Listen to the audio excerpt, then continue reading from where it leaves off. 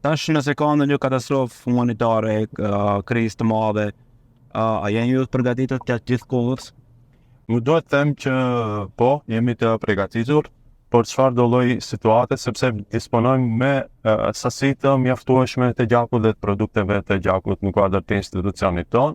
Sa për informacion për shikuesit, domethënë eritrocitet, qelizat e kuqe të gjakut, ruhen diku te 35 ditë.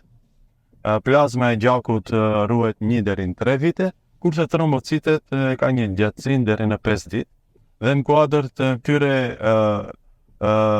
informacioneve ne disponojmë me sasi të mjaftueshme për pacientët të cilët kanë nevojë. Për situatat të cilat i përmende, ne kemi ndërmarrë hapa dhe iniciativa konkrete. Më duhet ta përmendi që në Prag dhe disa muaj para fatkeqësisë në Okoçani, me iniciativën time dhe të ekipit dhe të stafit tim, është përgatitur një version i një procedure në rast se ndodhin fatkeqësi të ndryshme natyrore, por edhe fatkeqësi të tjera të paparashikueshme, që të jemi në nivel të përgatitjes dhe në nivel të gatishmërisë për të përballur me këtë situata.